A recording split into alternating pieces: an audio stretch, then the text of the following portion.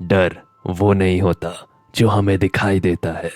डर वो होता है जो हम महसूस करते हैं। मैं हूं आपका होस्ट सार्थक मिश्रा और आप सुन रहे हैं इस कहानी को हॉरर टाइम पॉडकास्ट में। हॉरर टाइम पॉडकास्ट में आप अपनी कहानियां भेज सकते हैं मुझे इंस्टाग्राम पर फॉलो कर। मेरे इंस्टाग्राम की आईडी है @sarthak_YouTube। चलिए हम आज की कहानी की ओर बढ़ते हैं।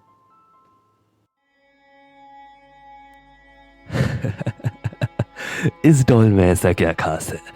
वो उसके पास जाता है और जिस कैबिनेट में वो डॉल रखी होती है वो उसे टैप करता है। तुम तुम डरावनी नहीं हो, तुम कुछ भी नहीं हो। ये कहते के साथ ही उसकी गर्लफ्रेंड जो उसके ठीक बगल में खड़ी हुई थी वो उसे डांटती है। "श्श, ऐसा मत करो, यहां पर लिखा हुआ है, हम ऑकल्ट म्यूजियम में हैं। ऐसा ऐसा कुछ भी मत करो, यहाँ पर काफी सारी शक्तियां हैं।" ये सब कुछ बकवास है। ये डॉल ये कुछ भी नहीं कर पाएगी। ये सारी की सारी चीजें वहां का गार्ड सुन रहा था। वो पास आता है और उसे और उसकी गर्लफ्रेंड को यहां से जाने के लिए कहता है। वो अपनी बाइक पर बैठते हैं और वहां से चले जाते हैं। उनकी बाकी क्लासमेट्स वहीं पर थे। उनमें से ही एक को फोन आता है। फोन उठाते के साथ ही उन्हें पता चलता है जिस जगह वो है वहां से 2 किलोमीटर दूर उनकी बाइक का एक्सीडेंट हो गया है, जिससे कि वो यहां से गए थे। ऑन द स्पॉट उस लड़के की डेथ हो जाती है। लड़की बहुत ही ज्यादा ट्रॉमेटाइज्ड है।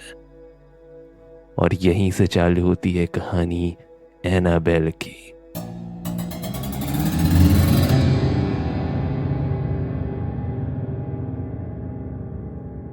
सन 1918। जेनी ग्रोल अपने ही घर के एक बेसमेंट में एक डॉल को पाते हैं। वो डॉल उन्होंने आज तक नहीं देखी थी। इनफैक्ट उन्हें तो इस बारे में पता भी नहीं था कि ये डॉल यहां पर आई कैसे। वो अगल बगल अपने पड़ोसियों से हर किसी से पूछे। उन्हें कोई भी आइडिया नहीं था कि ये डॉल किसकी है, क्योंकि वो उनमें से तो किसी की भी नहीं है। वो एक साधारण सी डॉल थी जो कि उसकी डॉटर ने देख ली थी। वो अपनी डॉटर मोर्सेला को ही उस डॉल को रखने के लिए दे देते हैं। वो एक नॉर्मल सी डॉल थी और उसे वो डॉल देखकर बहुत ज्यादा खुशी भी हो रही थी। वो धीरे धीरे उस डॉल के काफी नजदीक आने लगी। वो काफी खुश थी उस डॉल से। वो उसके साथ दिन रात खेलती।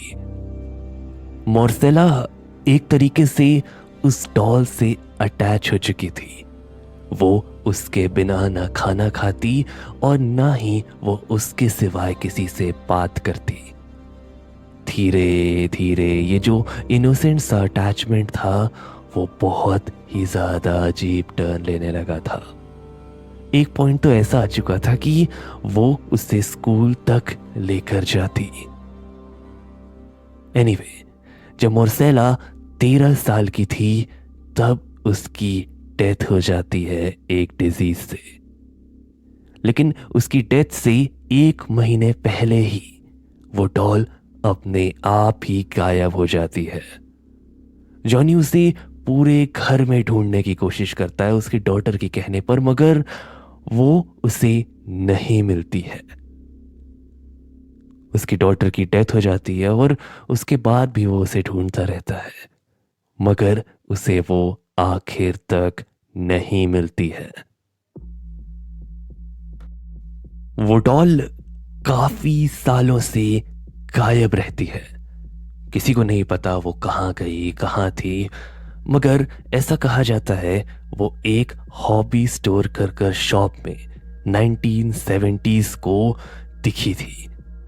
और यहां से ही वो पार्ट स्टार्ट होता है जो कि आज हम एनाबेल को एक हॉन्टेड डॉल के नाम से जानते हैं। एक लेडी उस डॉल को देखती है और वो उसे देखकर बहुत ज्यादा खुश हो जाती है। बचपन में उसकी डॉटर को ऐसी ही हैंडमेड डॉल्स को खेलने का बहुत शौक था और वो थी भी थोड़ी सी रेट्रो लुकिंग। दो उनकी बेटी आज के दिन नर्सिंग पढ़ रही होती है, वो उसे उस डॉल को गिफ्ट कर देती है। उस लड़की का नाम डोना होता है। वो अपने रूममेट्स के साथ एक फ्लैट में रहती है। वो कुल 3 लोग रहते हैं। वो उन्हें उसे जैसे ही गिफ्ट करती है, डोना उसे देखकर थोड़ा सा हिचकिचाती है, क्योंकि अब वो इतनी बड़ी हो चुकी है कि उसे डॉल से खेलने की जरूरत नहीं है। मगर वो उसे अपने एक मदर का एक प्रेजेंट समझकर रख लेती है। स्टार्टिंग में सब कुछ नॉर्मल होता है। उसके घर में जितने भी मेंबर्स होते हैं सब उस डॉल से काफी ज्यादा रिलैक्स्ड ही रहते हैं। मगर धीरे धीरे कुछ इंसिडेंसेस ने उनके अंदर एक डर बिठाना चालू कर दिया था। जैसे कि वो उसे अपने ठीक साइड में रखी हुई एक चेयर पर छोड़ देते, लेकिन जब वो अपने काम से वापस लौटते और उस डॉल को देखते तो वो कहीं और ही होती। एक बार तो उसे उन लोगों ने उस टेबल पर छोड़ा था और जब वो घर लौट कर आए तो वो एक सोफे पर बैठी हुई थी और वो डॉल कोई नॉर्मल डॉल नहीं थी जिसके पैर इतने ज्यादा स्ट्रांग हो कि वो अपने बल पर भी चल पाए। वो डॉल बिल्कुल रुई की डॉल थी। ये सारी की सारी चीजें बहुत ही ज्यादा स्ट्रेंज साउंड कर रही थी। उसकी रूममेट्स ने डोना को इस बारे में बताया भी, मगर डोना ने ये सारी की सारी चीजें बिल्कुल इग्नोर कर दी। उल्टा उससे उस डॉल के साथ एक अजीब सी अटैचमेंट होने लगी थी।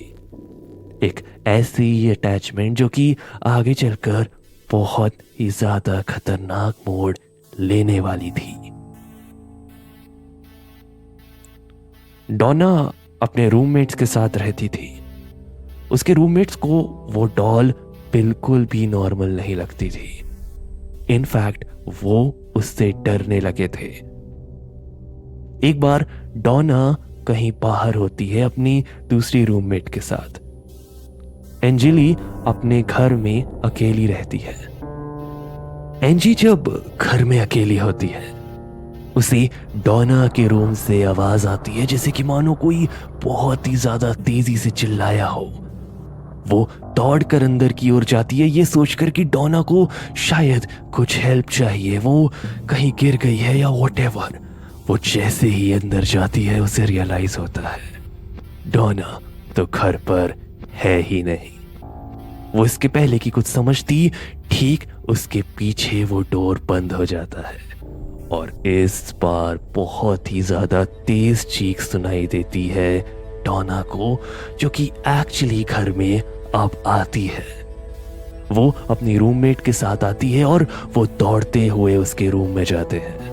डोना अपने रूम को जैसे ही खोलती है वो देख सकती है एंजी बस बिस्तर पर कुछ इस तरीके से झपट रही थी, जैसे कि मानो वो किसी को अपने आप से दूर करने की कोशिश कर रही है, जैसे कि कोई उसका गला दबा रहा है।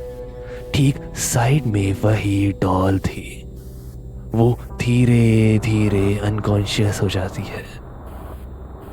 डोना और उसके फ्रेंड उसे जल्दी से पास के ही हॉस्पिटल में लेकर जाते हैं।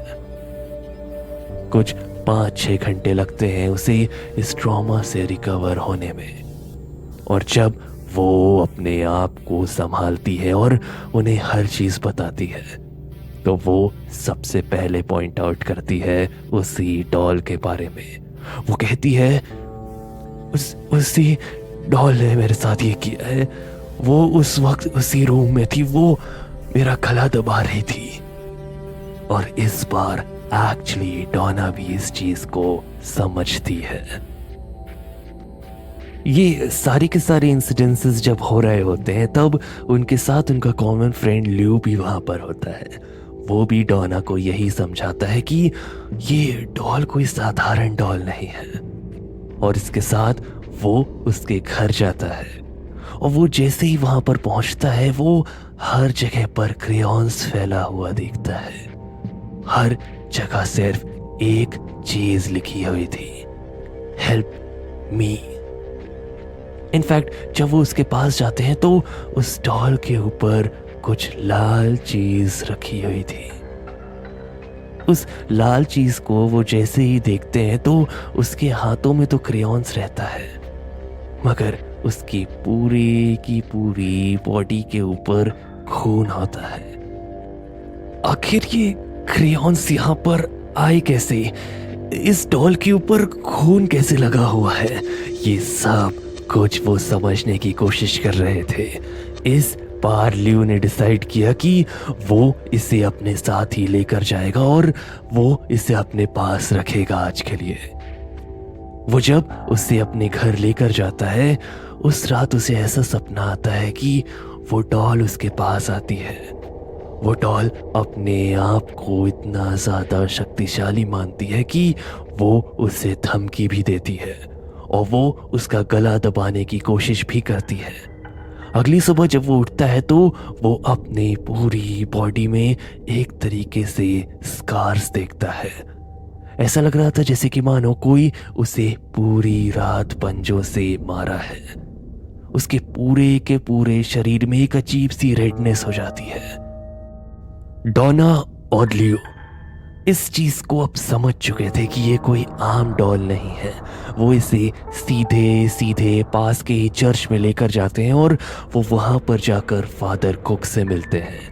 वो वहां पर जाके उन्हें हर चीज समझाते हैं और डोना वहां पर यह भी बताती है कि उसे इस बारे में अंदाजा तो था कि इसके अंदर कोई स्पिरिट है, मगर वो बहुत ही ज्यादा हार्मलेस थी। इनफैक्ट उसने डोना को इस बारे में कन्विंस भी कर लिया था कि ये कोई हार्मफुल स्पिरिट नहीं है, बल्कि ये एक छोटी बच्ची की स्पिरिट है जो कि बस खेलना चाहती है और वो चाहती है कि वो इसे अपना ले, जो कि उसने अभी तक किया भी, मगर धीरे धीरे इसने अपना असली रंग दिखाना चालू कर दिया।